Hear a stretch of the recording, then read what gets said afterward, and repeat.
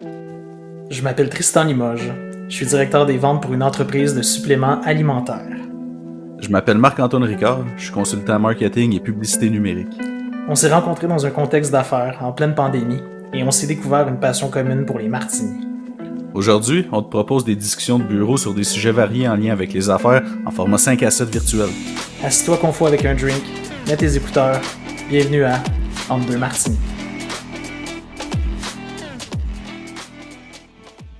Hey, salut tout le monde, bienvenue au 7e épisode de Entre deux martinis avec Marc-Antoine et Tristan.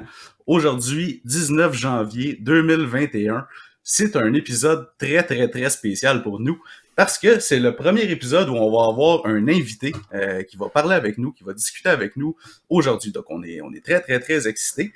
Mais avant de vous le présenter, on va faire notre petite routine habituelle, puis on va commencer par se saluer. Donc, Tristan, aujourd'hui, comment ça va? Parle-moi de ta journée. Comment Salut ça a été? Marc. Ça va bien, ça va très bien. Très belle journée, grosse journée au travail. J'ai appelé ma mère pour lui dire qu'on allait avoir un invité aussi, pour dire que j'avais réussi dans la vie, puis qu'on allait avoir un talk show maintenant. Donc, notre premier invité, fallait que je souligne ça en appelant ma mère. Mais ouais, j'ai bien fait. Mais sinon, non, grosse journée, travail. Je me suis brassé un bon martini pour être prêt pour cette première-là aujourd'hui. D'ailleurs, je sais pas, toi, cette semaine, c'est quoi que tu bois, justement? Ah, je bois de l'eau. Non. Mais non! Impossible! Non, tu me connais mieux que ça. J'ai un verre d'eau là, pour être sûr d'avoir la voix bien hydratée. Mais j'ai aujourd'hui un nouveau gin que j'ai essayé qui s'appelle, dans le fond, qui est le gin Saint-Laurent, de la distillerie du Saint-Laurent à Rimouski. Je pense que tu le connais, ce gin-là, il est assez unique parce qu'il est brassé, il y a des algues dedans, puis il goûte salé. Ouais, il goûte iodé, en fait. Il est extraordinaire, ce produit-là. C'est ça, fait que c'est ça, puis moi, ceux qui me connaissent savent comment j'aime le sel, fait que ça me parle vraiment. Puis dans le martini, il est vraiment comme il rajoute une petite touche salée avec le jus d'olive. Puis ce que j'ai découvert, puisque je m'en suis fait un en fin de semaine pour l'essayer, parce que je l'ai acheté en fin de semaine, c'est de pas trop shaker longtemps dans le shaker avec la glace, parce que c'est ça, la glace à fond, puis je trouvais qu'il goûtait un petit peu l'eau en fin de semaine. Sauf que là, il est parfait aujourd'hui, je l'ai shaké juste un peu, juste pour dire qu'il était froid. Puis j'ai coulé ça dans mon verre à martini avec, j'ai 1, 2, 3, 4, 5, 6, 7 olives. Je me suis gâté aujourd'hui. Et là. Ouais. Ouais. Mais écoute, Party d'olives dans le verre. il y a un gros débat sur ce que tu viens de dire. En fait, souvent, j'entends ça, que t'es mieux de t'es mieux de mélanger et non brasser ou shaker un drink pour éviter que la glace se retrouve diluée dedans et qu'il y ait un peu trop d'eau.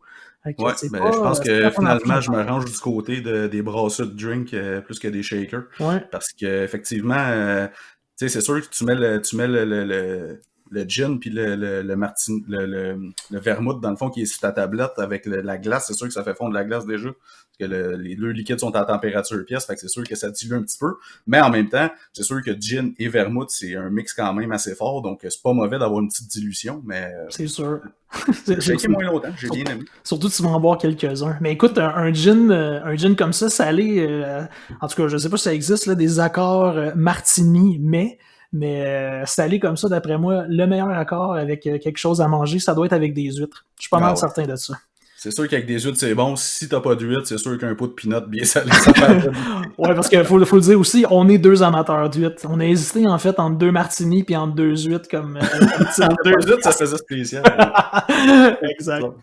Good. Puis toi, as-tu un nouveau gin ou c'est un... Pas cette semaine, j'ai encore le même gin que la semaine dernière, donc l'autre semaine d'avant qui est le Radun. Par contre, la semaine prochaine, j'aurai un nouveau gin à essayer et je vous en parlerai. Puis ce gin-là, je vais déroger un petit peu là, de mes habitudes, en fait, de préconiser, de privilégier, en fait, l'achat d'un gin québécois. Je vais y aller avec un gin qui est pas québécois la semaine prochaine. Mais cool. Ça va être intéressant pareil. Bon, ben, tu nous parleras de ça. Good. Fait aujourd'hui, comme on a dit un peu plus tôt, épisode très spécial parce qu'on a notre premier invité que je vais vous présenter dans quelques instants. Puis ça va amener un petit peu en même temps le sujet duquel on va discuter aujourd'hui, qui est la santé physique des employés, dans le fond, en entreprise. Donc, aujourd'hui, j'ai l'honneur de vous présenter Gabriel Paquin de l'entreprise Kinélite. Kinélite, en fait, qui est une compagnie qui vend des forfaits corporatifs là, pour l'entraînement des employés au bureau. Gabriel pourra plus nous en parler dans quelques instants. Donc, bienvenue Gabriel sur le podcast aujourd'hui. Vraiment content de t'avoir avec nous. Bonjour messieurs, enchanté d'être présent avec vous. Cool. Fait que là, étant donné que tu fais partie maintenant du podcast Entre deux martinis, j'espère que tu as un martini en main, puis tu vas nous partager c'est quoi l'alcool qu'il y a dedans et comment tu l'as fait. Oui, c'est sûr. En fait, je peux physiquement te confirmer que je suis entre deux martinis, mais pour ma part, il y a pas. Je suis pas très exotique. Quelque chose de très simple pour ma part, avec un Tanqueray, puis un vermouth, olive, jus d'olive mis dans le shaker. 5 glaces dans le shaker, très très simple, donc j'aime ça comme ça. Ah, Tanqueray, pas mauvais. Non, exactement. Très classique. Exact. Fait que, Kinélite, dans le fond, toi, ça fait quelques mois que tu travailles pour cette compagnie-là. En fait, ça serait cool que tu nous parles un petit peu de ton background, là, parce que je crois que t'as pas toujours été dans ce domaine-là de santé physique en entreprise, mais parle-nous un petit peu de ton background, ce que tu fais, puis qu'est-ce qui t'a amené à travailler pour cette compagnie. Ouais, non, en fait, Kinélite, c'est relativement récent. On parle de quelques mois que je suis arrivé au sein de l'entreprise. Moi, principalement, le rôle que je fais pour la compagnie, je suis le représentant corporatif. Donc, je m'occupe des entreprises et des dirigeants, des chefs d'entreprise, principalement. La raison qui m'a amené là, c'est sûr que mon background professionnel au niveau de la relation avec le public, ça fait au-dessus de 20 ans que je fais ça. Dans la représentation, ça fait au-dessus de 17 ans que je travaille avec des entreprises. Le background que j'ai eu principalement, c'était au niveau de l'affichage intérieur. J'ai changé un petit peu de domaine par la suite, mais la raison de la kinésiologie, c'est personnellement mon intérêt pour tout ce qui est l'activité physique, les sports, principalement pour moi dans les arts martiaux. Quand que j'ai découvert ce mot-là dans la vie, kinésiologie, j'ai fait « qu'est-ce que ça veut bien dire ça? » Puis quand j'ai commencé à rechercher à ce niveau-là, je me suis rendu compte qu'on parlait de biomécanique, qu'on parlait au niveau de l'amélioration du corps, qu'on parlait vraiment du spécialiste du mouvement. Donc, pour ce qui était de mon intérêt personnel, c'est là que je me suis dit, OK, dans les arts martiaux, c'est extrêmement important d'améliorer ses performances. Donc, je me posais la question à un certain point, est-ce que j'essaie d'aller étudier le domaine, mais j'étais déjà trop engagé ailleurs. Donc, je survolais ça en surface. Puis la raison qui m'a amené à essayer d'aller chercher une entreprise qui offrait ça, c'est tout simplement que, à force de courtoyer des entreprises, je voyais comme quoi est-ce qu'il y avait une certaine logique, tout simplement, que le personnel que je voyais qui faisait attention à eux étaient les gens les plus performants, étaient les personnes qui avaient quand même une certaine bonne autonomie financière. J'ai essayé de commencer à faire des liens avec ça. Puis de fil en aiguille, je me suis dit comme quoi est-ce que n'importe quelle entreprise qui a des gens qui sont en santé, qui sont en forme, est une entreprise qui, règle générale, va amener des résultats. Donc, de fil en aiguille, j'ai trouvé Kinélite qui m'a accepté au sein de leur entreprise. Et depuis quelques mois, c'est exactement ce que je fais pour eux. C'est une entreprise qui est située où, Gabriel? L'entreprise, elle a débuté sur la Rive-Nord. On a 4 centres, on est rendu à 6 centres d'entraînement, principalement privés, semi-privés. Donc, c'est parti vraiment sur la Rive-Nord, Saint-Eustache, Blainville. Après ça, il y a d'autres endroits qu'on a un peu situés à gauche puis à droite. Mais c'est parti là. Puis au niveau de l'expansion et le plan d'affaires sur les 5 prochaines années, on s'en va vers la Rive-Sud, Montréal et tout le reste du Québec. Très intéressant. Très beau parcours. Puis, tu sais, en fait, tu dis ton parcours d'intérêt pour tout ce qui est santé. Tu sais, dans le fond, pour la petite histoire, moi et Gabriel, on se connaît très bien dans la vraie vie. On est des très bons amis. Donc, moi, personnellement, pour avoir vu quand tu as été dans cette compagnie-là, je trouvais vraiment que ça fitait 100% avec ton mode de vie. Gab, c'est quelqu'un qui s'entraîne, il a sa cédule d'entraînement à chaque jour depuis je sais pas combien d'années. Comme tu l'as dit, les arts martiaux ont fait partie de ta vie très longtemps. Tu as été déjà coach en arts martiaux aussi, dans les places où tu étais, le jogging, toutes ces choses-là. Donc, quelqu'un de très actif. Donc, je trouvais que ça fitait vraiment très, très bien avec ton mode de vie, là, cette compagnie-là. Puis, je pense que tu te plais pas pas mal aussi là, dans ce que tu fais au day-to-day. Ben, c'est parce que pour moi, c'était une question logique, un peu comme je le mentionne. Pour croire à ça, pour croire au principe d'amener ça en entreprise, il faut que tu y crois toi-même personnellement. Donc, si tu es quelqu'un qui fait tout pour t'améliorer au niveau de la santé puis du mieux-être, moi, j'ai jamais vraiment rencontré quelqu'un qui faisait attention à soi puis qu'il était de mauvaise humeur, qui était pas capable de se fixer des buts ou des objectifs dans la vie, qui était pas capable de se présenter à des rendez-vous ou à ses journées de travail.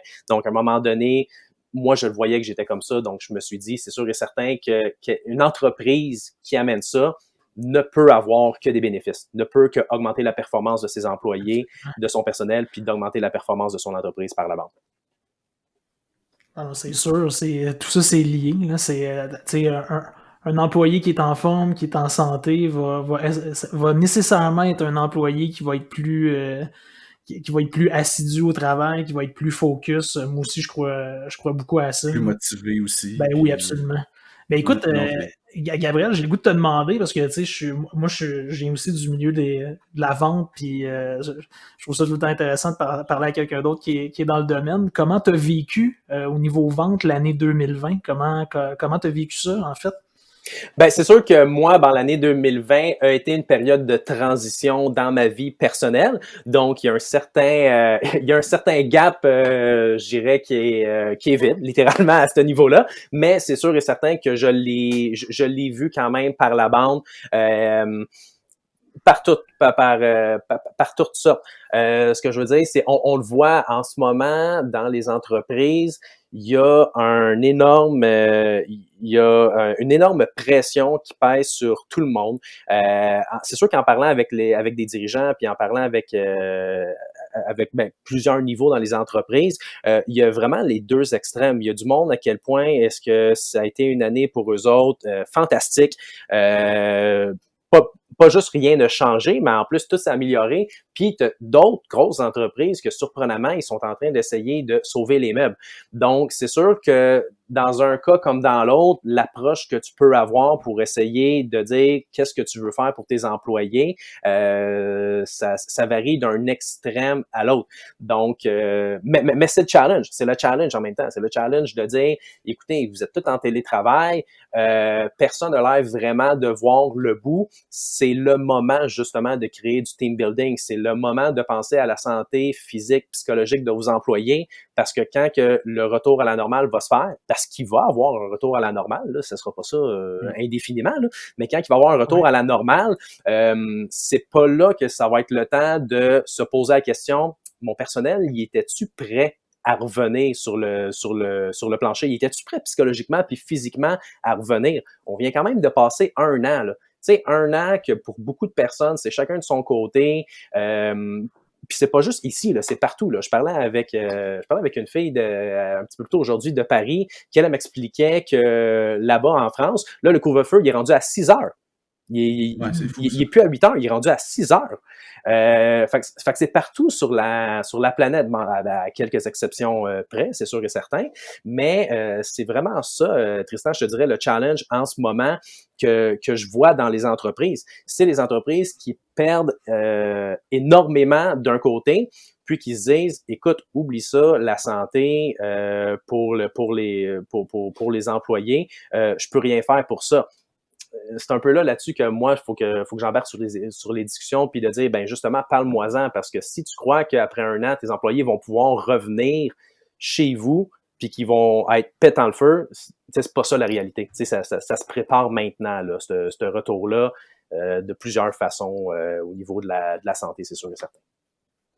Ouais, puis tu l'as dit, il va y avoir justement un après, puis c'est sûr que les entreprises qui vont avoir justement pris à cœur la santé psychologique puis physique de leurs employés pendant cette période-là, ben ils vont sortir gagnants de ça parce que leurs employés vont être pas mal plus fidèles, je pense, après à vouloir retourner à travailler pour quelqu'un que tu sens qui care pour toi, là, plus que d'une compagnie qui a pas vraiment fait grand-chose puis que il prenait des nouvelles à peine. Je comprends, en même temps, c'est dur pour tout le monde. Le dirigeant de l'entreprise, il vit la même situation que tout le monde. Là. Il est pas il n'y a pas une capacité émotive, mettons, plus grande parce qu'il est dirigeant d'entreprise. Sauf que je pense que des entreprises comme la tienne, je pense que il y a beaucoup. Je pense pas que c'est si connu que ça encore, tu sais, vraiment que ça existe. Puis je pense que ça a tout intérêt à justement le devenir connu parce que, tu sais, surtout en ce moment, là, tout le monde en télétravail, tout le monde reste assis chez eux, des 8 heures par jour, assis dans son bureau sur sa chaise. Tu sais, quand tu travailles au bureau, moi, quand je travaillais au centre-ville de Montréal dans le temps, dans une autre vie, c'était le fun. Il y avait un gym de l'autre bord de la rue. Fait qu'à tous les midis, je sortais et j'allais m'entraîner de l'autre bord de la rue. Tu sais, ça faisait que quand je revenais, j'étais comme neuf puis j'étais prêt à affronter la deuxième partie de la journée. Là, c'est sûr qu'à la maison, tu sais, oui, tu peux aller marcher dehors, faire des activités, tout ça, mais ça doit quand même être plus dur, mettons, moralement, puis c'est plus dur de se motiver, je pense, quand t'es tout seul, puis je pense que d'avoir une aide comme ça, qui vient te donner un petit coup de pied que tu as besoin pour bouger, mettons, puis te garder en forme, je pense que c'est important, là, parce que je sais pas, Gabriel, peut-être que tu as des données sur, tu sais, c'est quoi les principaux risques de rester assis sans faire d'exercice comme ça, tu sais, sûrement qu'il y a eu une dégradation de la santé, en fait, pas sûrement, il y a eu une dégradation de la santé physique des gens depuis 10 mois. C'est quoi les symptômes qu'on voit le plus souvent, mettons, de quelqu'un qui reste assis, qui est très sédentaire, mettons? Ben, il y a ça, mais même en même temps, je te dirais, j'ouvre une petite parenthèse que je referme rapidement. Il y a l'opposé aussi de qu'est-ce que tu dis. Il y a beaucoup de monde qui, en ce moment, le télétravail, pour eux autres, ça change tout, mais positivement. Ils sont beaucoup plus performants. Il y en a même du monde qui commencent plus tôt, ils finissent plus tard. Parce ils sont capables de varier leur heure, ils sont capables de combler toute la job qu'il y a à faire, ils peuvent manger à la maison, ils peuvent manger des bons repas, ils ont pas Ils arrêtent de passer du temps dans le trafic aussi. Exactement, fait que t'as aussi ce challenge-là pour les entreprises que le monde pense pas, de dire tout le monde qui en ce moment sont hyper bien à travailler de la maison, comment tu vas faire pour les ramener au bureau, ces personnes-là? C'est quand même, tu sais, c'est quelque chose que les gens ne pensent pas aussi. Comment est-ce que tu vas ramener tes employés au bureau en leur disant, commencez à refaire tout le trafic que vous faites, commencez à repenser à tous vos lunchs que vous devez faire la fin de semaine pour vous préparer à la semaine. Comment, tu sais, il y a aussi tout ça aussi qui est important dans le principe de dire, en ce moment, c'est là qu'il faut faire des changements. C'est là qu'il faut que tu crées ton team building parce que il y avait une étude que j'avais lue qui donnait pas des stats, mais qui faisait juste expliquer comme quoi il y a beaucoup d'entreprises qui là vont être obligées de revoir leur principe de bureau diminué, flexible, ce qui veut dire que tu retournes au bureau, mais c'est plus ton bureau à toi. Toi, exemple, tu es là le lundi, puis le mercredi, puis le mardi, puis le jeudi, ben c'est quelqu'un d'autre qui est à ta place parce qu'on sait que tu peux travailler de la maison. Donc, il y a beaucoup de choses qui vont changer à ce niveau-là, ce qui fait en sorte que si toi, tu n'as pas un plan B de permettre cette flexibilité-là, ben ça se peut qu'il y ait beaucoup de personnes qui est chez tes compétiteurs, qui eux autres vont le permettre. Donc, c'est là qu'il faut que tu crées un team building, qu'il faut que tu aies un petit step, puis de dire, OK, je peux peut-être pas changer ça, mais je peux peut-être, même si c'est pas financièrement une prime sur ta paye, ben je peux faire en sorte que je vais faire attention à ta santé, je vais faire attention à ton mieux-être, je vais t'offrir des conférences sur le sommeil, sur l'ergonomie, sur la nutrition, je vais te permettre à faire des cours de groupe, on va faire des activités, des journées team building. Tu sais, il y a beaucoup de choses là-dessus qu'il faut commencer à penser à ça. Pour la petite parenthèse que j'ai l'impression que là-dedans, il y a un autre défi qui s'en vient aussi, parce que là, essentiellement, on parle de beaucoup plus du côté physique, mais ce que tu parles justement au niveau team building, au niveau ambiance de travail, il y a quelque chose en ce moment qui est en train de se perdre beaucoup, c'est justement l'esprit d'équipe. Je pense que, puis je peux me tromper, là, mais il y a rien de plus fort que d'être physiquement avec tes collègues de travail pour bâtir un bon esprit d'équipe. Quand il y a une distance qui est là entre les gens, ben essentiellement, à un moment donné, tu perds un peu cette proximité-là, cette complicité-là avec les gens avec qui tu travailles au quotidien d'habitude, parce que t'es loin, parce que tu leur parles plus sur l'heure du lunch, t'es isolé, t'es chez vous.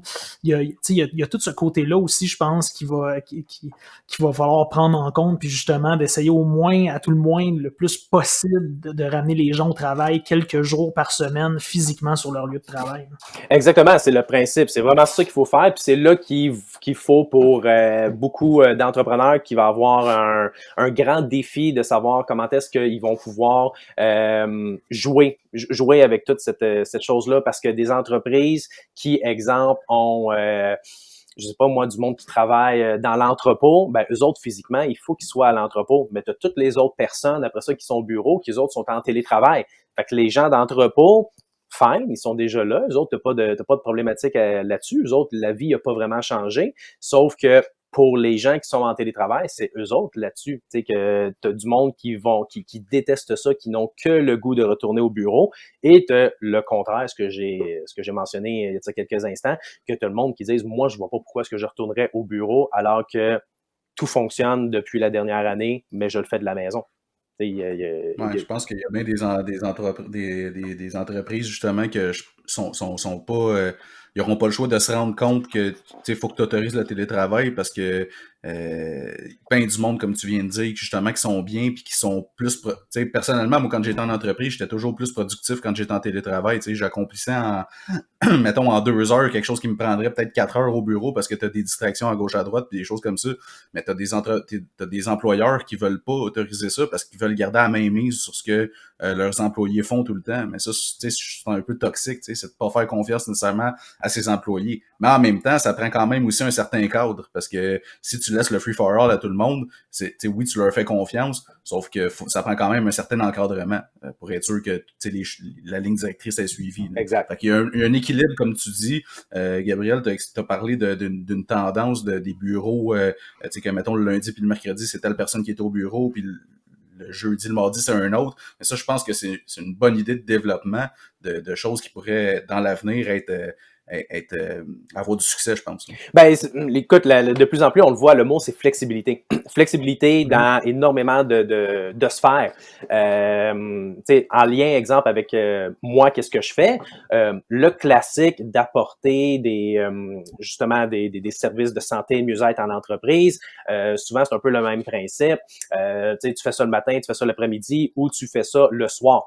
Des fois, je challenge un peu le monde en faisant des sondages pour essayer de leur dire, écoutez, vous savez qu'il est quand même prouvé que juste des fois des petites périodes de 5 minutes à 20 minutes au niveau du stress, ça peut être un énorme apaisement que tu peux avoir. Juste 5 minutes, des fois, que tu peux avoir. C'est un exemple que je trouve comme ça de même. Il y a certains domaines où tu sais que, exemple, les bureaux, ils ferment à 5 heures, puis à 4h55, c'est là que le monde appelle pour passer des commandes pour avoir ça le lendemain matin. Et les gens qui sont là, qui sont derrière les bureaux, qui prennent les commandes, ils savent, ils voient là, quand il arrive 4h, 4h20, 4h25, 4h30, ils voient toutes les minutes accumulées, puis ils savent que leurs 5 heures qui sont supposés partir, ils vont pas partir à 5 heures. Ils vont partir à 5h15, ils vont partir à 5h20, ils vont partir des fois à 6h, 6h30. Donc, ils appréhendent ce moment-là. Moi, souvent, des fois, c'est ça que je peux dire, de dire, écoutez, d'offrir peut-être un petit 10 minutes, tout le monde ensemble, de stretching à 4 heures, c'est peut-être pas conventionnel, mais c'est peut-être ça qui va faire en sorte que vous allez rendre le monde plus performant pour les derniers 50 minutes qui vont rester de votre entreprise. Fait que, des fois, c'est juste un peu d'essayer de trouver dans l'entreprise qu'est-ce que les gens veulent obtenir, puis c'est quoi leur, on va dire ça même, leur bobo à eux autres, tout simplement.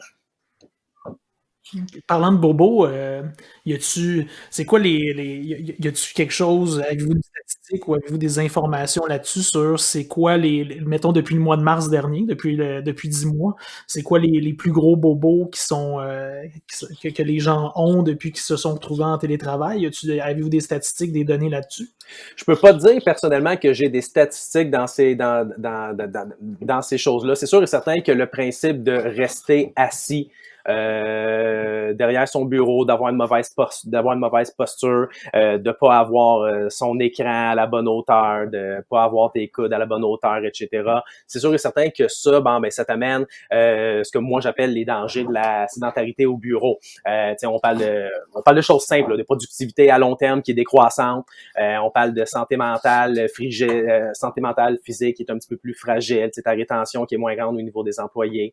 Mais tout ça au niveau de rester assis, etc., tu vas amener justement les troubles TMS, les troubles musculo-squelettiques que tu vas avoir. Fait que ça, c'est tout ce qui va toucher, mettons, les nerfs, les tendons, les articulations, les muscles, toutes ces affaires-là comme ça. Tu vas être raqué comme à la fin de ta journée quand tu vas te lever, mettons. Ouais, ben... Ça t'arrive-tu? Tu te lèves de ta chaise puis t'es raqué parce que ça fait un bout de t'as pas bougé. Ouais. Ben, tous les maux de dos, les tendinites, les bursites, toutes ces choses-là, justement, que tu vas avoir. Tu sais, dans le fond, t'as plusieurs façons que tu peux savoir que ça se développe, mais tu sais, règle générale, mettons, l'étape numéro 1, je te dirais, c'est que la douleur, elle va se manifester durant le travail. Elle va disparaître quand que le travail... On parle évidemment de travail assis ici. Mais tu sais, ça va se développer durant le travail, puis ça va disparaître quand tu arrêtes de travailler. À ce moment-là, c'est juste des petits signes. La performance est pas réduite. Ça peut durer une couple de semaines, puis l'état, c'est réversible là-dessus. Sauf que cette étape-là, c'est un signal d'alarme. C'est un signal d'alarme de dire, écoute, peut-être que tu es assis trop longtemps, tu prends pas des micro-pauses de 2-3 minutes à chaque une demi-heure.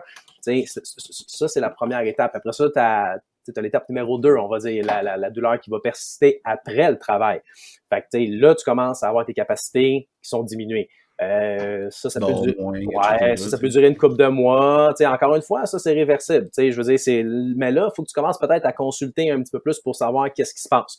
Puis, avant que ça devienne chronique, en fait. Là. Exact. Puis après ça, là, c'est ça. Là, c'est la dernière étape. Je veux dire, c'est là, c'est la douleur qui persiste. Fait que, là, t'as de la misère avec ton sommeil, je veux dire, tes activités de la vie de tous les jours, ils sont perturbés. C'est pendant des mois, des années. Fait que là, rendu là, tu as des séquelles qui sont possibles. Fait que oui, le principe d'être assis, le télétravail, parce que quand que tu travailles au bureau, il y a plus de chances que tu ailles voir ton collègue pour un échange de papier ou tu ailles ci, tu ailles ça. Fait que ça, c'est sûr qu'on va classer ça, exemple, dans les dangers du télétravail, rester assis. Mais d'avoir un petit reminder une fois de temps en temps. C'est juste des choses qui peuvent être simples. Hein, c'est de mettre son verre d'eau assez loin pour dire que quand tu veux prendre une gorgée d'eau, il faut que tu te lèves. Ça peut être à place d'allumer ta télévision pour savoir il fait chaud dehors, va dehors, va voir. C'est juste c'est niaiseux, mais c'est Au lieu de checker Météo Média sur ton sel. Ouais, c'est ça, exact. Mais c'est fou, on parle de ça, puis là, je me sens mal d'être assis, j'ai des fourmis dans les jambes, puis là, je me dis qu'il faudrait que je me lève pour le podcast, puis... Moi, je suis sur ma balloune, puis je roule, là, parce que j'ai pas encore eu ma chaise, by the way. C'est bon, ça, tu ramènes ça toutes les semaines, j'aime ça. M'amener, mec, en live, je pense que ça va pas être un martini, ça va être entre 2 champagnes. Je pense que ça va être le premier podcast filmé sur Zoom quand il va recevoir sa chaise. Moi avec ma chaise. Écoute, Gabriel, je voulais juste savoir, tu sais, on parle de ça, puis tu sais, justement, je sens qu'on parle beaucoup depuis tantôt j'ai l'impression de prise de conscience, tu dirais-tu? Puis en fait, des prises de conscience en 2020, je pense qu'il y en a eu à vraiment bien des égards, là, à tous les niveaux dans la société, il y en a eu. Tu penses-tu, puis je te demande ton impression, puis dans le cadre de ton travail, si justement tu as eu un bon feeling par rapport à ça, est-ce que les employeurs ont eu globalement une prise de conscience par rapport à la santé de leurs employés? Oui, c'est sûr et certain que oui, ça je te dirais définitivement là qu'il y a clairement quelque chose que les employeurs ont pu voir là-dessus pour la santé. Est-ce que tous les gestes par contre ont été faits? Ça je pourrais pas te le dire. C'est pas tout le monde. La parole est facile, mais les gestes sont un petit peu plus durs à poser pour certaines personnes. Ouais. OK. Qu'est-ce qui nous sépare de justement qu'il y en ait eu une plus grande prise de conscience puis qu'il y ait un déclic qui se fasse chez les employeurs? C'est un manque d'éducation, d'après toi? Ben, clairement, oui. Manque d'éducation. En même temps, je te dirais que des fois, on agit peut-être un petit peu trop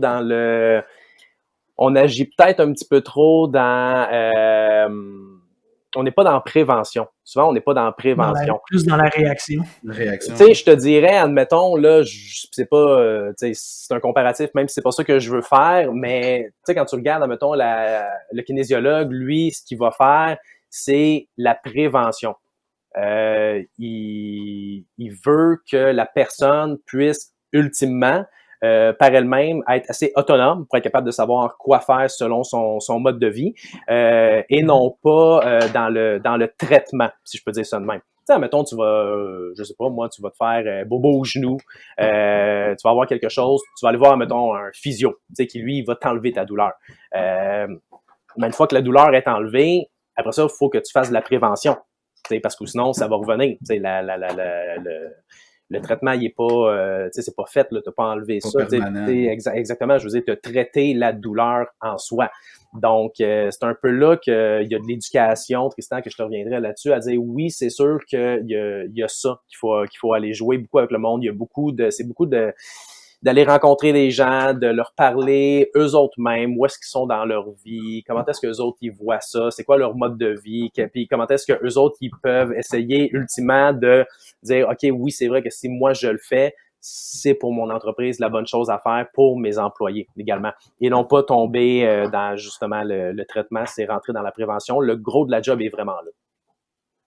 OK. Mais j'ai l'impression que, peut-être je me trompe, mais que ça fait pas si longtemps que ça. Tu sais, ça fait pas 20 ans, ben peut-être là, que je me trompe, mais on en entend parler plus récemment, mettons, des services comme ta compagnie offre. Je pense que c'est quand même assez nouveau de l'entraînement en entreprise.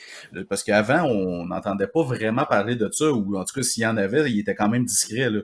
Je sais pas si je me trompe là-dessus. L'affaire qui arrive beaucoup, c'est qu'au niveau de la kinésiologie, beaucoup de personnes vont sortir de l'école, puis vont après ça, OK, le marché, c'est quoi, etc., vont finir par se rendre compte, OK, ben dans le fond, tu sais, je m'en vais dans un gym, où il faut que j'aille, faut que je me trouve des clients. C'est dur. Pour de vrai, c'est une profession qui est dure.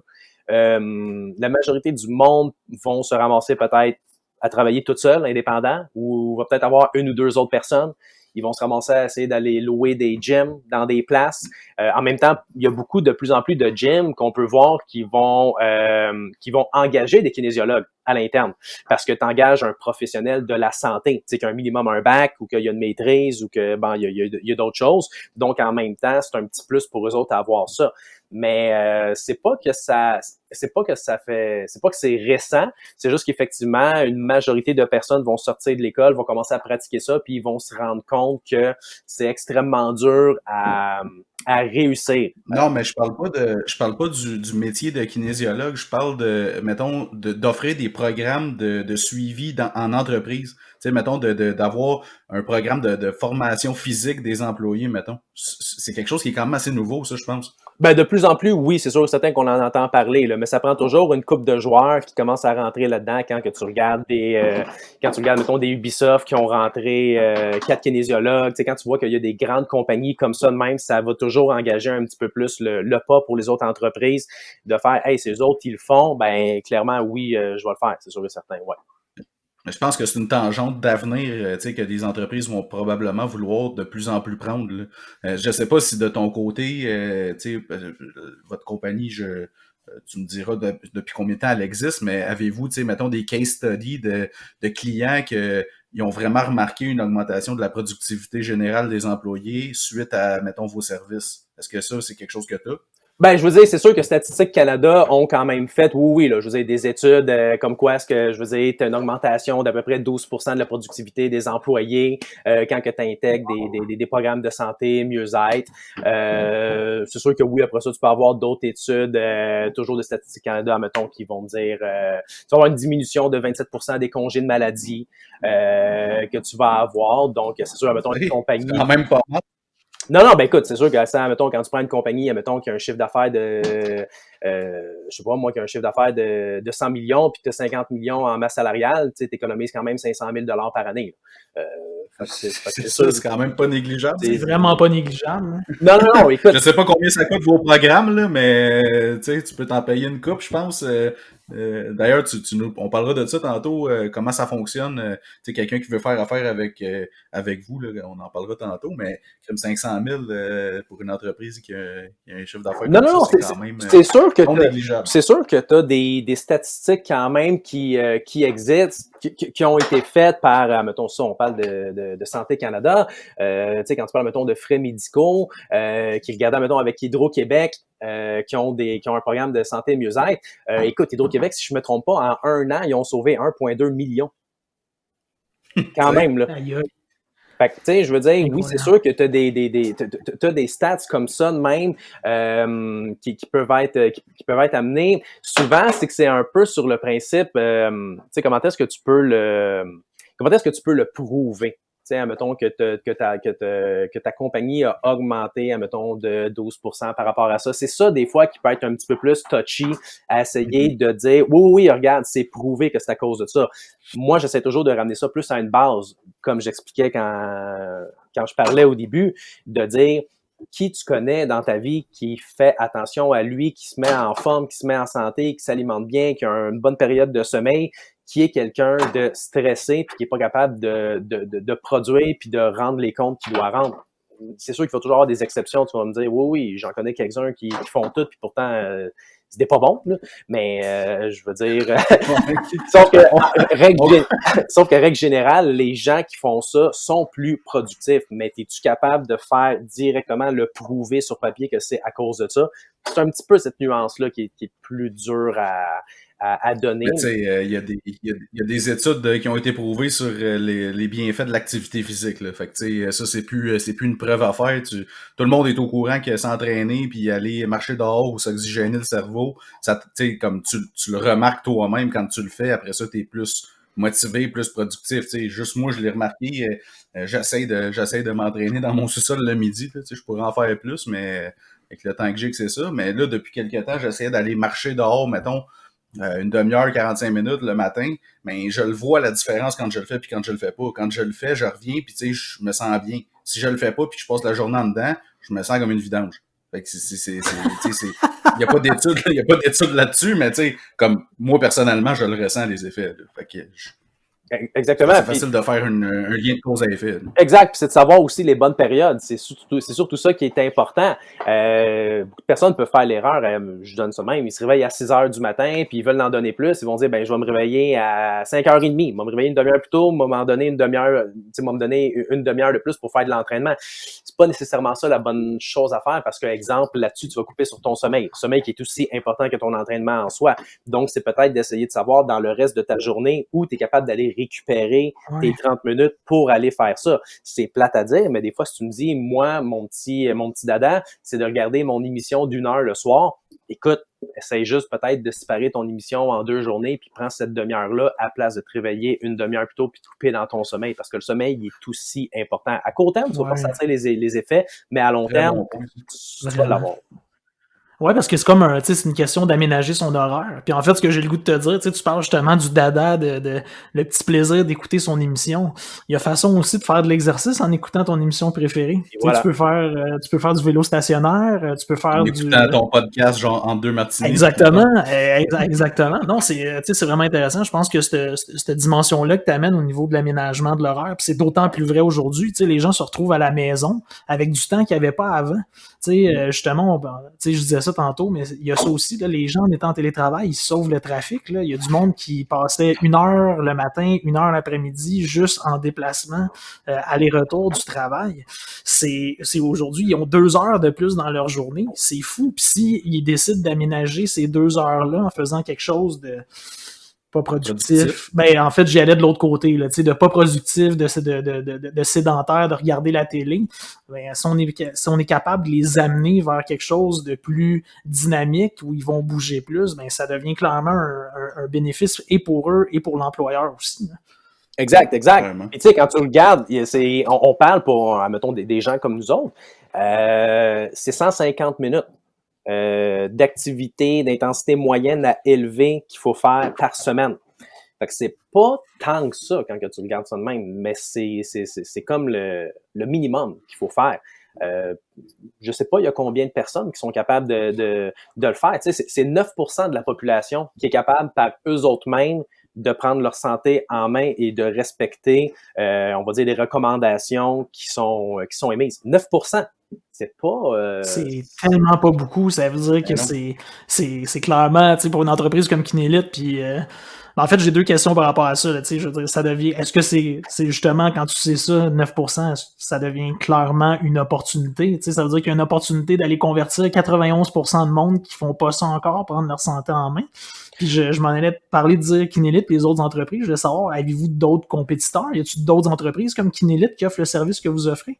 Ben, je te dirais, ben, écoute, de la compétition, tu sais, je te dirais n'importe quel kinésiologue est de la compétition, là, tu sais, en OK. soi. Nous autres, dans de la façon qu'on est avec la structure, il n'y a pas énormément de compétition parce que, un peu comme je disais, la majorité du monde peuvent se trouver à être un travailleur indépendant. Donc, comme un Ouais. travailleur indépendant, tu essaies d'aller trouver qui va faire ton salaire annuel, puis après ça, ben tu t'arranges avec ça. Des compagnies comme nous autres, qu'on amène, on a 6 centres privés, semi-privés, on a 20-25 kinésiologues, on a une application mobile en plus qui arrive sur le marché. Il n'y a pas Wow. grand personne qui a la structure. Puis, sur, mettons, les 5 prochaines années, tu sais, qu'on s'enligne pour probablement essayer d'avoir 100 points d'entraînement sans gym, peut-être 200 kinésiologues, tu sais, il n'y a pas, y a pas nécessairement grand personne, je te dirais, à ce niveau-là, mais de la compétition, n'importe quel kinésiologue, mais encore une fois, je dis compétition, écoute, on avait un meeting aujourd'hui avec du monde en ville qui ont leur gym, qui sont des kinésiologues, que je pourrais dire que c'est de la compétition, mais au final, on a dû passer un bon 45 minutes, 50 minutes, les 5 ensemble à parler de situation parce que ça reste quand même on va dire un petit domaine, justement, qui est pas si reconnu que ça. Ça monte un peu à l'échelle gouvernementale au niveau des reconnaissances, mais tu sais, mettons, tu compares avec des physios puis des choses comme ça, tu sais, on n'est pas du tout là, tu sais, au niveau de la reconnaissance que tu vas avoir. Fait que la majorité du monde va essayer de s'entraider, puis dans des périodes un petit peu plus creuses comme aujourd'hui, les gens veulent se parler avec eux, veulent savoir un peu qu'est-ce que tu fais, comment est-ce que tu gères ça, toi, t'en es où, puis c'est quoi les moyens que tu essaies de prendre pour continuer. Fait que, malgré tout, oui, il y a de la compétition, mais à notre niveau, je dirais qu'on se démarque très bien.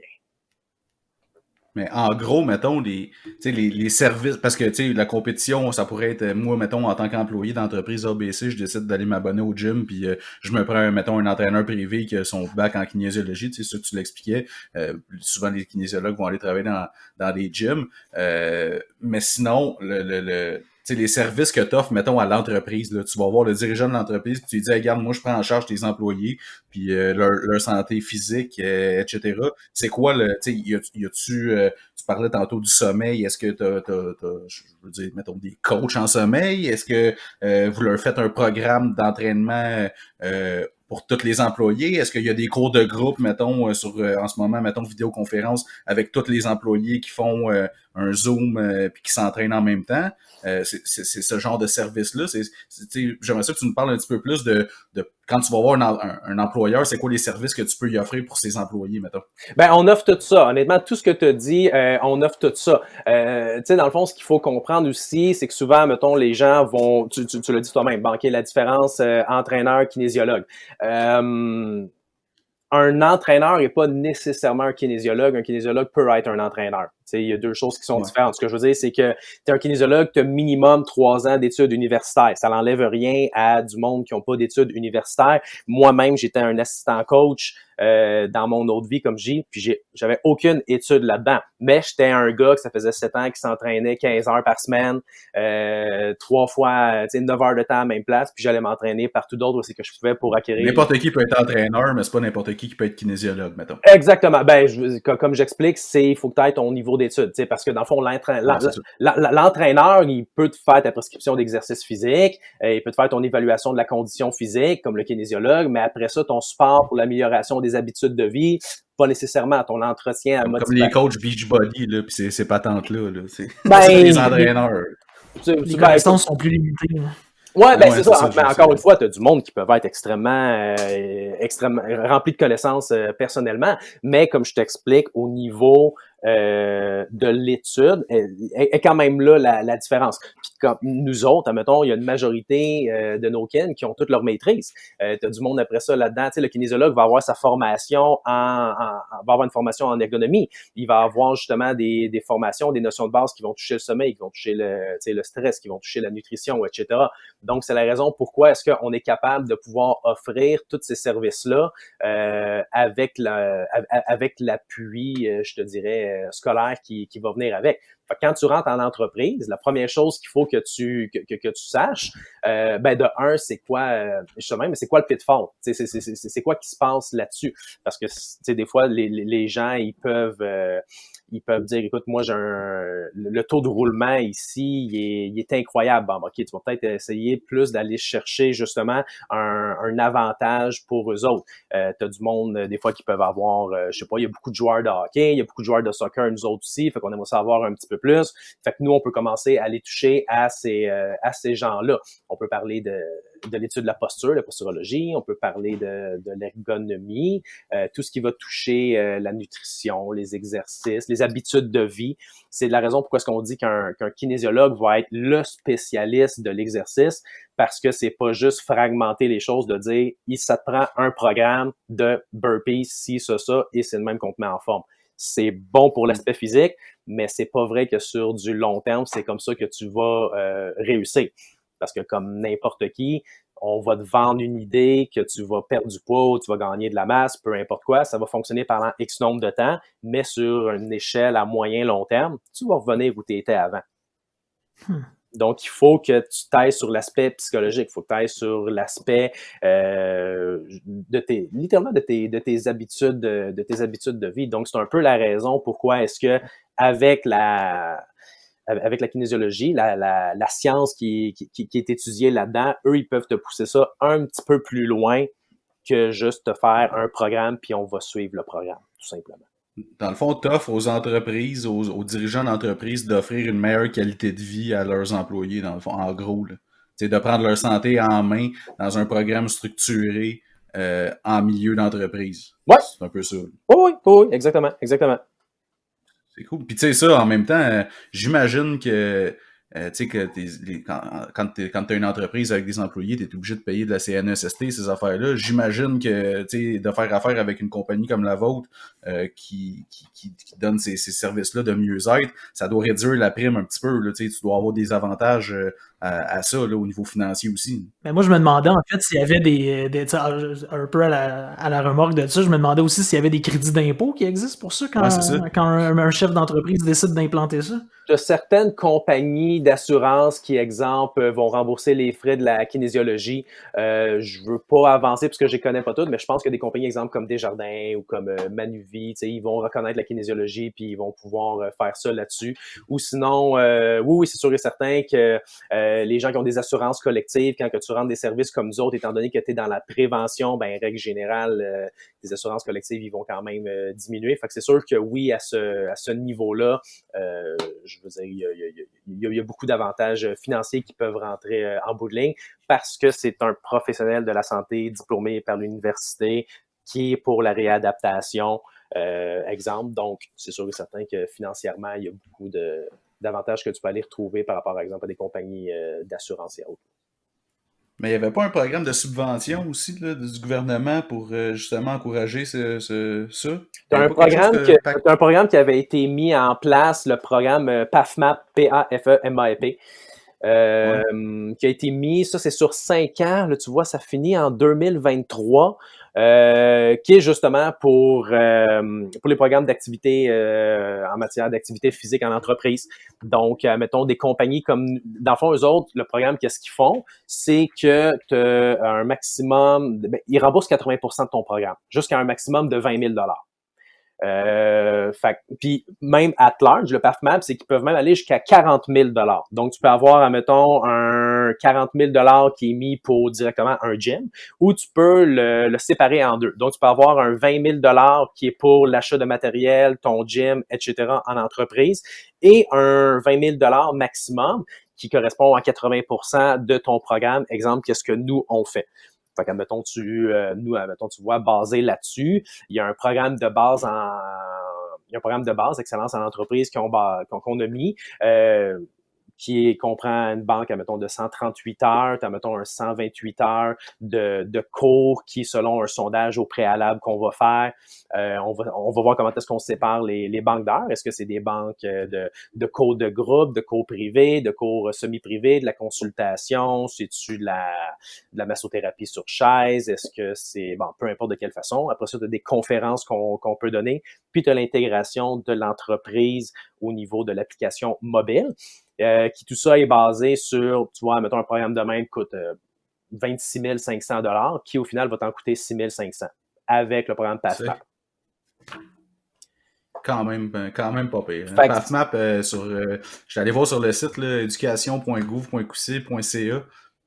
C'est le programme d'aide financière aux entreprises en matière d'activité physique, ceux qui ont des entreprises avec quelques employés. Je pense que ça vaudrait la peine d'aller vous renseigner là-dessus parce que la subvention a l'air assez intéressante. Ben écoute, c'est quand même assez simple. Tu sais, je veux dire, si t'es entre 5 et 499 employés, si t'es enregistré, puis si ça fait 2 ans que tu opères au Québec, tu rentres dans le PathMap. Là. Tu sais, je veux dire, c'est ça. Je veux dire, à partir de là, c'est juste des affaires assez simples que tu peux te faire refuser. Là. Si, admettons, je sais pas, tu as déjà fait un emprunt puis tu l'as pas remboursé, mais tu sais, on y va avec la logique. Là. Je veux dire, c'est sûr qu'ils vont pas te prêter de l'argent s'il y a des choses comme ça de même. Mais mis à part ça, tu vois, nous autres, je pense que c'est 99% du monde qui ont fait la demande qui se font rembourser. Là. Le 1%, je sais pas, c'est peut-être la façon qu'ils ont présenté le tout ou y avait-tu quelque chose qu'on connaissait pas d'eux autres? De toute façon, c'est une dépense déductible là, probablement pour la balance. Là.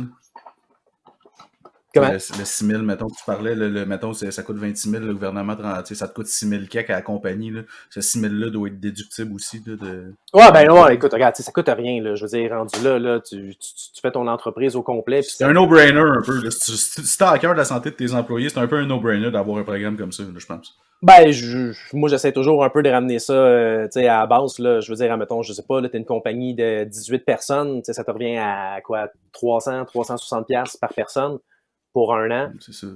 À un moment donné. Mais puis souvent, c'est ça, ce qui est l'avantage de tout ça, parce que on s'entend, 26 500 $, c'est quand même de l'argent, on va pas se le cacher. Mais avec le PathMap, souvent, ce qui est intéressant, c'est que tu demandes aux entreprises, écoutez, faites la demande, au OP, je vais vous aider avec ça, puis on va voir dans un an. Dans un an, on se reparle, puis on va voir si vous avez vu une amélioration. C'est rare là, qu'il n'y a pas d'amélioration là, au niveau de l'entreprise suite à l'intégration d'un programme comme ça de même. À moins que Comment? Je suis sûr que ce que tu dis, c'est 100% vrai. Là, c'est sûr qu'il y a une amélioration, là, même au niveau du team building, de l'esprit d'équipe, de tout ça. Là, c'est sûr que c'est aidant à tous les niveaux. Là. Ben, écoute, comme je te dis, je peux revenir là-dessus, mais il y a quand même des stats, il y a quand même des études qui ont été faites, puis à un moment donné, les études, comme on dit, tu peux faire parler les chiffres comme tu veux, mais c'est quand même ça la réalité. Là. C'est une augmentation au niveau de ta production que tu vas avoir, d'avoir des employés qui sont en meilleure posture, qui sont en meilleure forme. Donc, c'est sûr que certains, il n'y a pas vraiment là-dessus de choses à contester. Là. Non, c'est sûr. Wow. Mais là, écoute, moi, depuis tantôt, je t'écoute parler de tout ça, puis j'ai quand même l'impression que 2020 a été justement une année d'opportunité pour Kinélite. Oui. Comment vous envisagez, le retour justement à la normale? C'est comment vous allez vous adapter avec les gens qui vont retourner au bureau? Avez-vous déjà pensé à ça? Parce que les besoins vont nécessairement changer. Ben nous, initialement, on s'entend, avant 2020, c'était tout du personnel, du sur place, avec tout ça. Ça a été beaucoup l'année 2020 qui a été choc sur le principe que, justement, là, il fallait trouver une autre façon de rendre la chose attrayante avec le virtuel. Ça a été ça beaucoup qui a été le changement. Un retour à la normale, nous autres, puis là-dessus, 2020 a quand même mis l'emphase, on le sait, là, c'est le système de la santé, là. Tout le monde le voit, là, un peu qu'est-ce qui se passe. Fait qu'il y a vraiment eu une enfance qui a été mise sur le principe de il faut être en forme physiquement. C'est juste aussi simple que ça. Tout le monde le sait depuis longtemps, là, mais tu regardes 2020, c'est pas mal ça. On en entend parler tout le monde aux nouvelles avec qu'est-ce qui se passe. Là, ils sont rendus au niveau de prioriser s'il se passe quelque chose, puis qu'il faut que tu ailles en urgence. OK, ben ton niveau de priorité, c'est toi qui passes en premier, ou on n'est pas rendu là, mais les discussions sont quand même dans l'air. Donc, 2020 a quand même mis de l'avant le principe de la santé individuelle de tous et chacun. Donc, le retour au bureau, le retour à tout ça, nous, on était déjà là-dedans. On était déjà des entreprises qui ont des centres d'entraînement, qui veulent avoir un kinésiologue pendant les périodes de pointe pour superviser les gens qui sont soit novices, qui sont soit avancés, qui sont intermédiaires, pour pouvoir donner les bons conseils. Donc ça, on était déjà là-dedans. On était déjà dans les conférences. Fait que, tu sais, il y a pas... Moi, au contraire, ça va juste changer...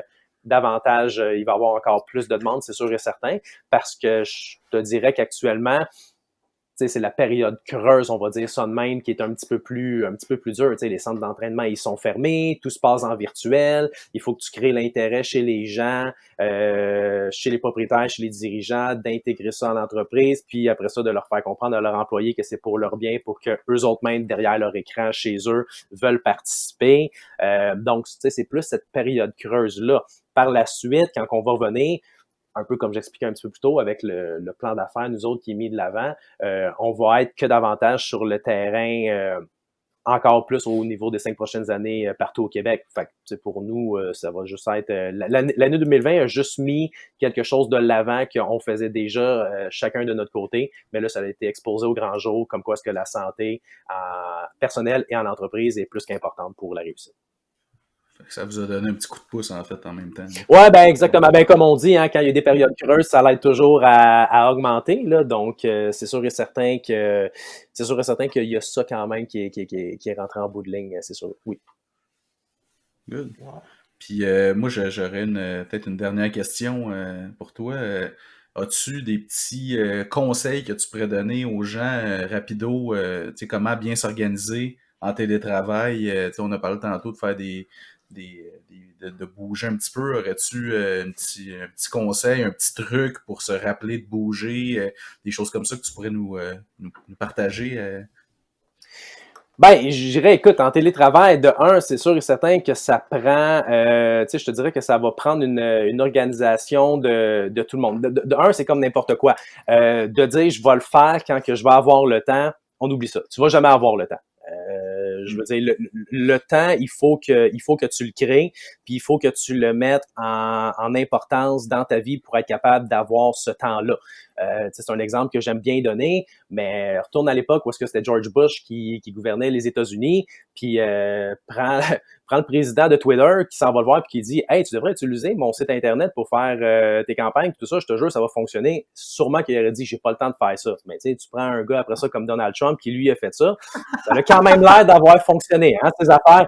Mais lui, tu vois, sa priorité, ces affaires-là, tu sais, bon, à partir de là, est-ce que j'appuie ou j'appuie pas, qu'est-ce qu'il faisait, ça, c'est un autre débat. Mais peu importe, tu sais, je veux dire, le temps, c'est toi qui vas le créer, puis il faut que tu trouves l'importance de le faire. Mais c'est sûr et certain qu'il va toujours avoir quand même des petits trucs que tu peux avoir. Tu commences ton matin, aussi niaiseux que ça peut avoir l'air, mets tes souliers. Mets tout de suite tes souliers d'entraînement. Attends pas de mettre tes souliers quand tu vas dire c'est là que je vais faire. Non, mets-les tout de suite. Tu vas les avoir dans ton pied. Là, tu pourras pas avoir ce problème-là de dire non, mais j'ai pas mes souliers. Fais-toi une structure. Donne-toi un moment, un durée, un exercice à faire, puis structure ça. Mets-toi-les dans ton horaire, mets-toi-les dans ton cellulaire, peu importe où, mais fais-les. Comme on dit, le mouvement attire le mouvement. Je donnais l'exemple tantôt de dire à la place d'ouvrir ta TV pour savoir il fait chaud dehors, ben vas-y dehors. Tu sais, ça va te prendre 30 secondes, tu vas savoir s'il fait chaud, puis tu vas avoir bougé. Je l'expliquais tantôt, hein, des périodes de 5 à 20 minutes, c'est prouvé que ça l'aide au niveau du stress, puis etc. Donc, se préparer, je travaille la journée, puis quand mes enfants ils arrivent le soir, pour ceux qui ont des enfants, j'ai pas le temps, faut que je fasse, ben regarde, les enfants, ça aime ça bouger, là, fait que prends 5 minutes, là, mais prends ton cellulaire, mets-toi un timer de 5 minutes, puis joue à tag avec eux. Tu vas voir, les enfants, ils ont pas mal plus d'énergie que toi, tu vas le faire ton training pour ta journée. C'est rien que 5 minutes. Exact. Puis tu sais, ça, c'est tous des petits trucs, mais honnêtement, en tout cas pour moi, ce qui fonctionne, puis j'ai toujours dit c'est ça le plus important, c'est tiens-toi un journal de bord. Prends-toi des feuilles ou je dirais un Excel, whatever quoi, mais fais-toi un journal de bord. De le voir que tu as une case de vide, c'est démotivant. Puis de dire, ben voyons donc que j'ai pas été capable de faire un petit X aujourd'hui alors que je m'étais mis, je sais pas moi, comme objectif de faire 10 burpees, puis de, je sais pas moi, faire 25 mountain climb. Tu sais, peu importe quoi. Ah, mais... j'aime pas ton exemple des burpees. Je peux-tu te dire, c'est vraiment l'affaire la plus souffrante dans le monde. Là. On peut-tu parler d'autres choses? Là? Je fais de l'angoisse juste penser que t'en parles. Là. Les maudits burpees. C'est plate, mais c'est ça la réalité. Tu sais, fait que je veux dire, comme on dit souvent, c'est, tu sais, quand que tu fais les choses, quand que tu le veux, parce que tu t'es mis le temps, puis là, tout est fonctionnel, puis la vie est belle, tu sais, c'est ça, moi, thumbs up à tout le monde qui le fait, mais en toute honnêteté, c'est un peu, tu sais, c'est pas là que tu vas te surpasser, tu sais, ça, tu vas te maintenir. Mais quand que tu as eu une mauvaise journée, qu'il est rendu 9h30 le soir, que t'as pas rien fait, que t'es complètement amorphe, que t'as pas le goût d'aller faire, je sais pas, Là que c'est le temps. c'est là que c'est le temps, parce que c'est là que tu vas te surpasser, c'est là que tu vas changer ton mode de vie, c'est là que ça va commencer à rentrer dans le cerveau. Tu sors de ta zone de confort. Exactement. Fait que c'est niaiseux, mais c'est toutes ces petites choses-là que moi, je dirais, il faut rentrer ça en bout de ligne. Mais c'est cool parce que, tu sais, je t'écoute parler depuis tantôt, puis honnêtement, je trouve ça fascinant, mais puis t'as parlé de plein de sujets, puis tu sais, de tout en lien justement avec la forme physique, mais s'il y a une chose que je retiens de la discussion aujourd'hui, puis je sais pas ce que t'en penses, Marc, mais c'est vraiment une question de gestion du temps, de gérer son horaire, puis j'ai l'impression que pour quelqu'un qui dans le temps, quand la vie était normale avant l'apocalypse, si déjà à ce moment-là, pour cette personne-là, c'était un défi, la gestion de son horaire, puis justement d'aménager son horaire pour faire de la place à des meilleures habitudes de vie. Puis tu sais, une meilleure habitude de vie, là, pour vrai, c'est oui s'entraîner, mais ça peut être prendre le temps de se faire à manger aussi, là, de cuisiner des aliments sains, tout ça. Là. Mais tout ça pour dire que j'ai l'impression que si dans le temps, c'était un défi de gérer son horaire, ça a probablement demeuré le même défi en temps de télétravail, de gérer son horaire convenablement aussi pour faire de la place à ça. Ouais, puis même encore plus, parce qu'on a parlé un peu plus tôt du temps que tu passais dans le trafic, qui peut être de facilement 2-3 heures par jour. Là, tu te retrouves soudainement avec 2-3 heures de plus par jour. Fait que, tu sais, comme tu as plus de temps pour toi, fait que ce temps-là, tu as le choix de faire ce que tu veux dans ce temps-là. Tu sais, tu peux aller checker une télésérie ou bien tu peux prendre une couple de moments pour aller t'entraîner puis te tenir actif ou cuisiner ou whatever, comme tu dis. Tu sais. Parce que le temps, ça va toujours être... D'accord, c'est vraiment une question. Comment? Parce que le temps, c'est toujours, je veux dire, c'est ça qui... C'est relatif à tout le monde, mais le temps, c'est la chose la plus importante dans la vie. Tout le monde a la même journée, tout le monde a le même nombre de minutes dans la journée. C'est niaiseux ce que je vais dire, mais tu t'en vas en prison. C'est quoi la peine qu'ils vont te donner? Ils vont te donner du temps. Ils t'enlèvent du temps. C'est la chose la plus précieuse. Tout le monde a 168 heures dans une semaine. Tu fais 168 moins 40 heures ta job, moins 40 heures ton sommeil, tu as 21 repas par semaine. Admettons, tu prends 30 minutes par repas. Bon, ben ça, c'est un autre 10 heures de moins. Admettons qu'on met un 10 heures de transport overall dans ta semaine. C'est, admettons, 1h20 par jour. Tu t'enlèves tout ça, il te reste 10 heures dans ta semaine à toi. Puis là, t'as pas vu tes amis, si t'as des hobbies, t'as pas fait de hobbies, t'as pas rien fait, là. Je veux dire, là, j'ai juste breakdown, la job, le sommeil, le repas, puis le transport. Il te reste pas grand temps après ça. Ça fait genre 1h et quelques par jour. Aïe, c'est déprimant dans le fond. Faut pas que ce soit ça. My God!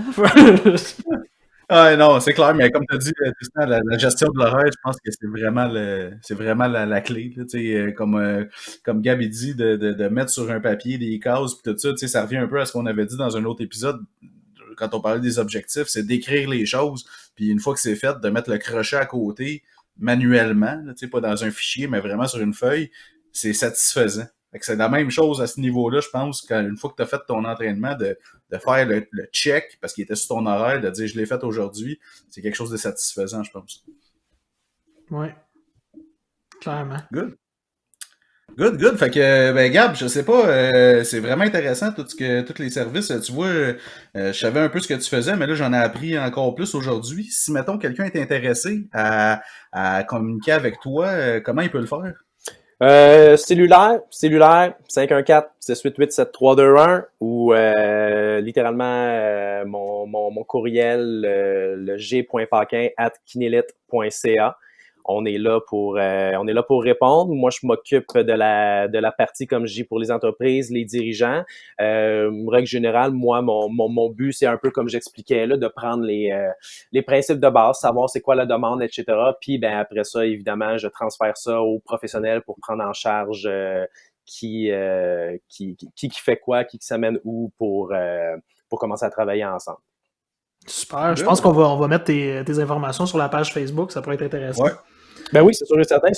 Puis en plus, nous autres, c'est ça un peu comme je dis, on est déjà en mesure de pouvoir servir très bien les gens et ça va continuer davantage pour les prochaines années encore plus large au Québec. Super. Good. Ok, cool, c'est vraiment intéressant. Pour vrai, je pense que comme premier invité, très réussi, Tristan. Je sais pas qu'est-ce que tu en penses, mais... une belle façon de casser la glace. Pour vrai, là, ouais, je pense très. Merci pour ton temps, Gabriel. Je suis vraiment content d'en avoir appris plus par rapport à ce que tu faisais. Puis je pense que ceux qui vont nous écouter vont être vraiment contents aussi d'apprendre que ce genre de programme existe. Et puis peut-être que tu peux recevoir des appels, on sait pas, des emails. Fait que l'adresse de Gabriel, g.paquin@commercialkinélite.ca, on va la mettre dans la description du podcast, puis on va la mettre aussi sur la page Facebook. Puis si vous avez des questions, aussi, si vous voulez nous écrire, vous pouvez le faire aussi. Si des questions qui s'adressent à Gabriel, on va lui relayer. Donc, notre adresse courriel à nous, entre2martini@gmail.com. Vous pouvez nous suivre aussi sur notre page Facebook, Entre2Martini, sur Twitter, @2martini en lettres. Puis sinon, sur YouTube, Spotify, SoundCloud et iTunes, choisissez votre plateforme préférée. Vous pouvez vous abonner à notre chaîne, puis à chaque fois qu'on va sortir un épisode, vous allez le recevoir une petite notification. Donc, les épisodes sont enregistrés le mardi et sont en ligne le mercredi. Yes. Un dernier mot avant la fin?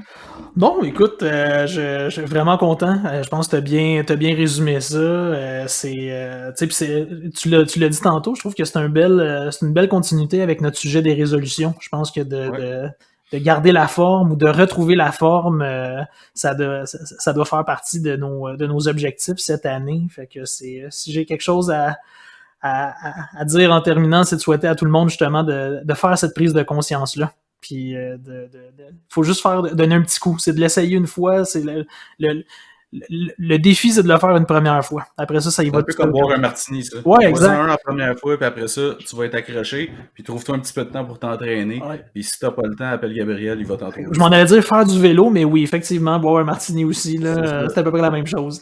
Merci beaucoup, Gabriel. Vraiment cool que tu aies été avec nous aujourd'hui. Merci à vous deux, c'est très apprécié.